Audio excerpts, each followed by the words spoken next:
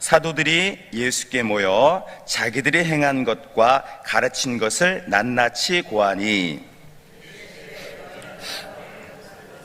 잠깐 쉬면서 오고 가는 사람이 많아 음식 먹을 겨를도. 이에 배를 타고 따로 한적한 곳에 갈새 그들이 가는 것을 보고 많은 사람 그들인 줄 안지라. 모든 고을로부터 도보로 그곳을 달려와 합독하겠습니다.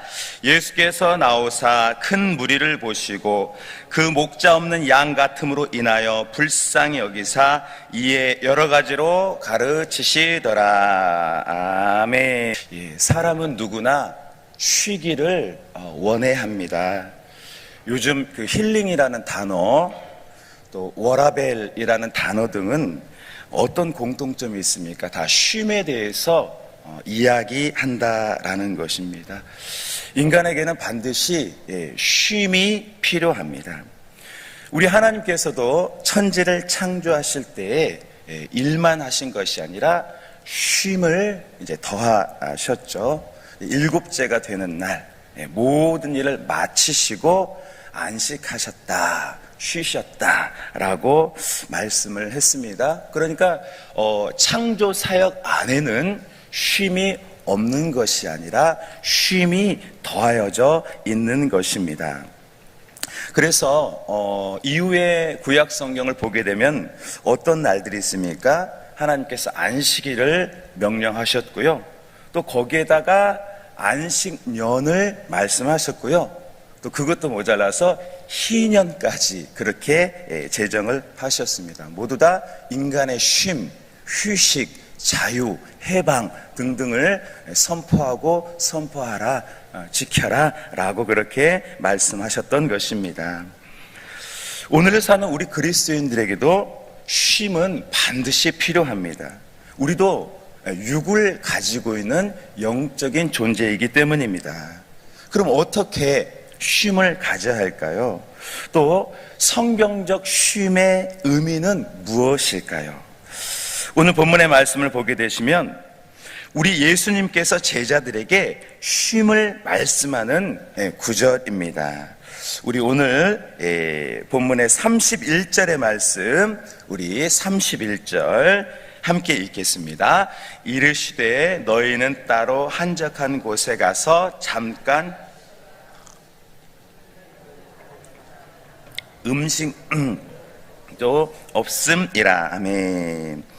예수님께서 제자들에게 너희들 어디 가서 좀 쉬었다 와라. 너희들 지친 육신도 좀 보충하고 조금 쉬었다 와라 라고 이렇게 말씀을 하셨어요.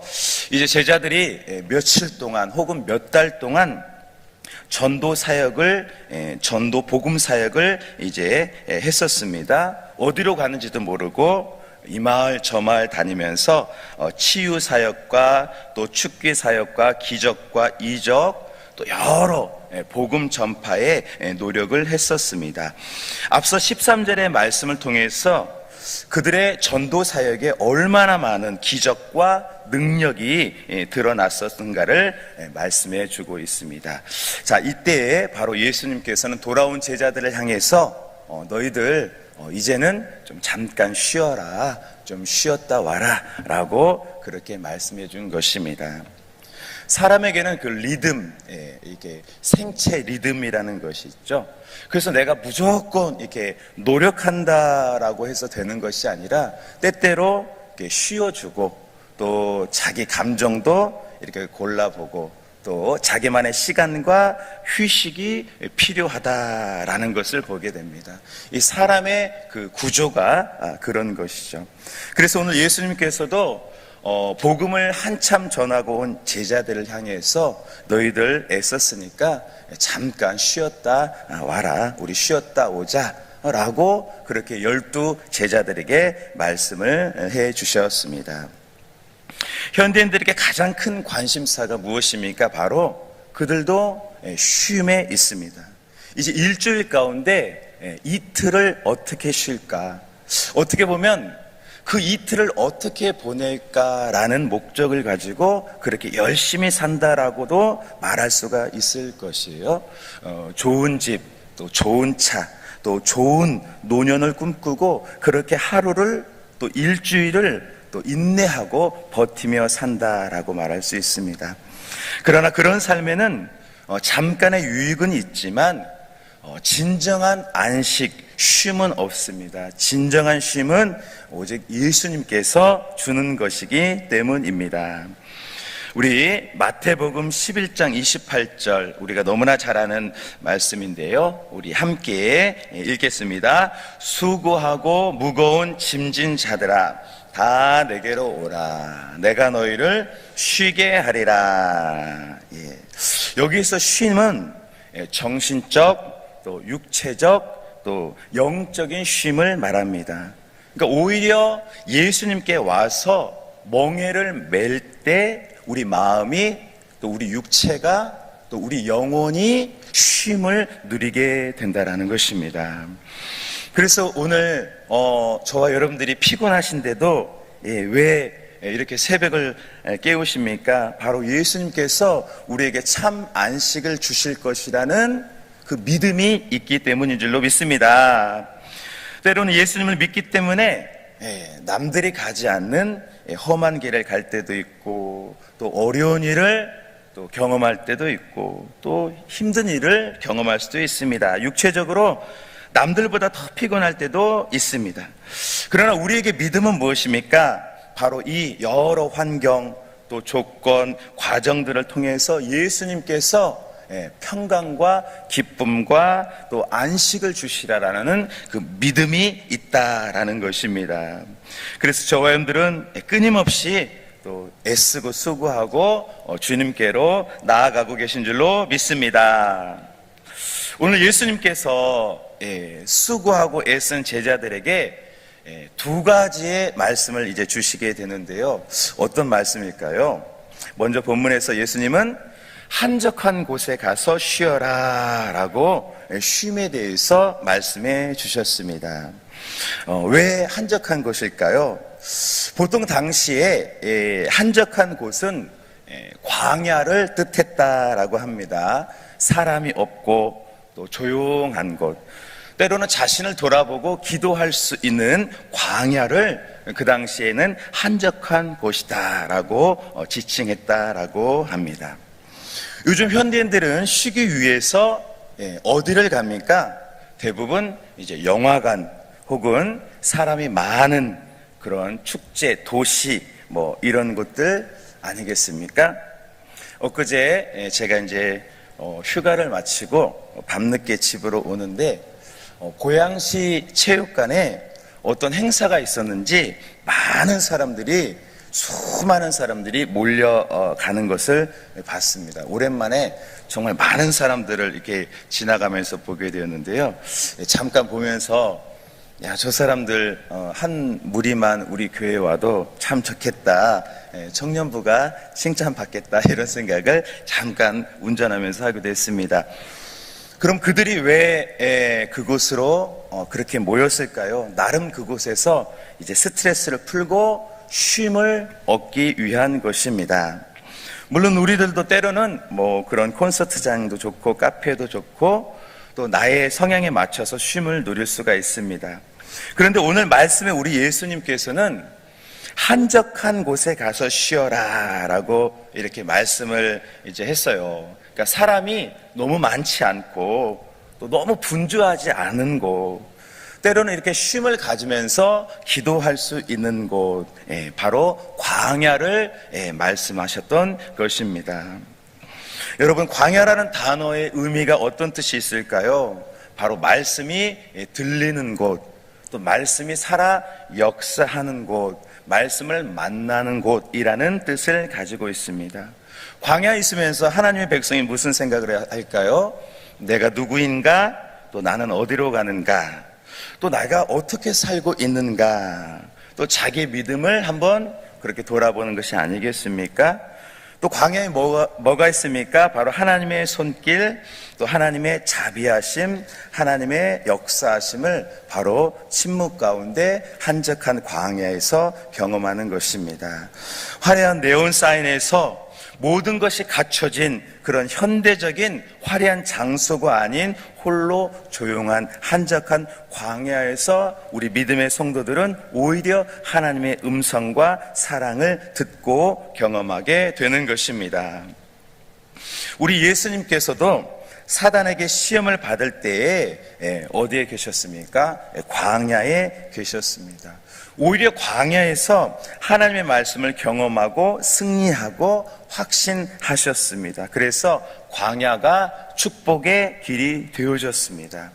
오늘 사는 우리 그리스도인의 삶이 때로는 광야처럼 척박해 보이고 또 어렵고 또 육신적으로 또 곤고해 보일지라도 오히려 주님의 인자하심을 경험하고 참 안식을 누리는 저와 여러분 되어지기를 소망합니다.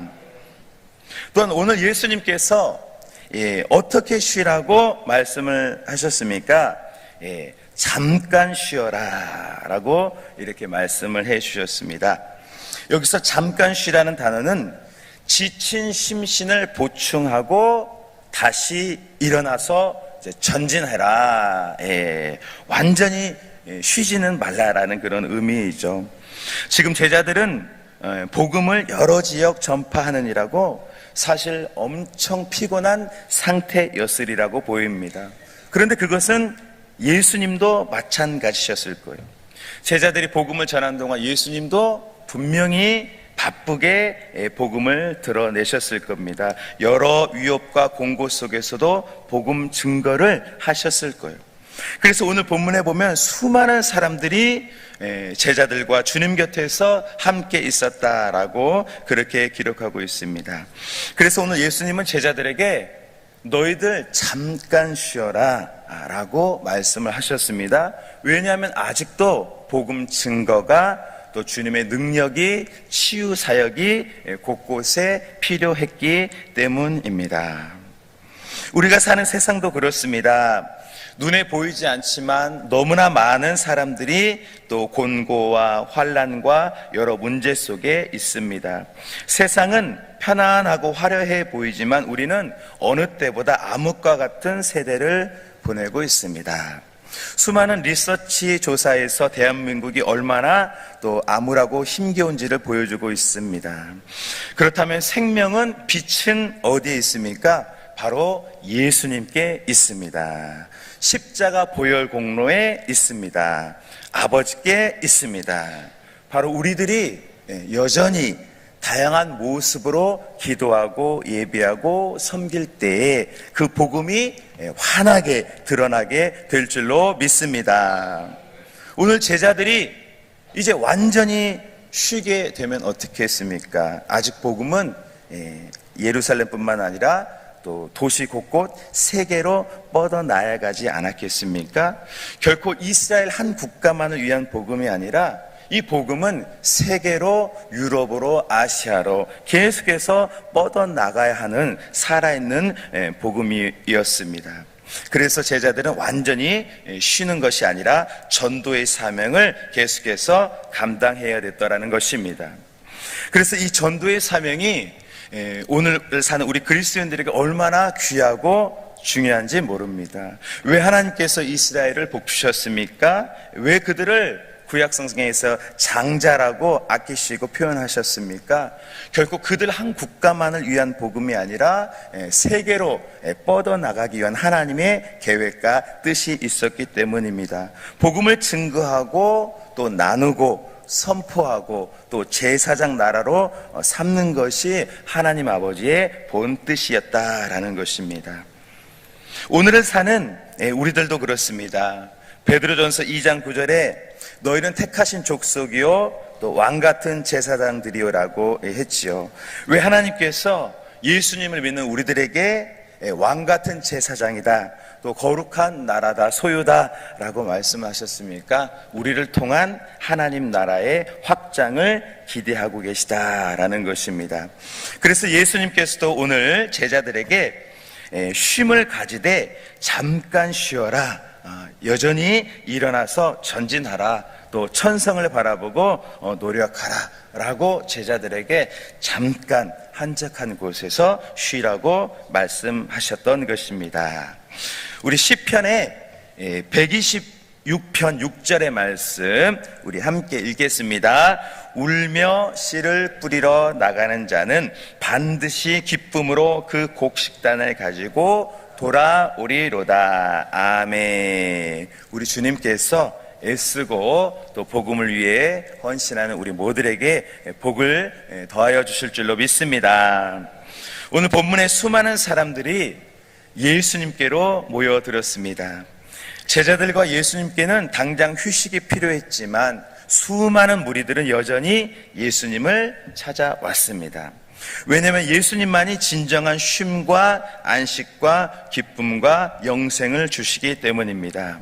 그래서 오늘 제자들과 예수님은 쉼을 잠시 미룬 채 다시 복음을 나타내고 여전히 복음을 전파하게 되셨습니다. 이제 말씀을 맺겠습니다.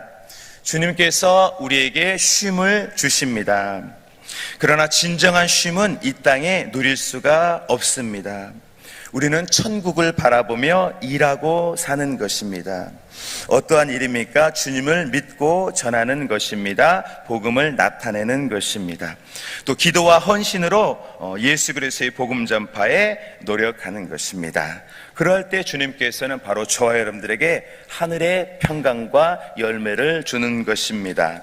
오늘을 사는 저와 여러분들이 여전히 주님과 동행하고 또 때로는 피곤하고 힘들지라도 또 주님이 주신 위로와 평강을 가지고 전진하는 축복의 사람들, 하나님께서 기뻐하시는 귀한 저와 여러분 되시기를 주님의 이름으로 축원합니다. 아멘. 기도하시겠습니다.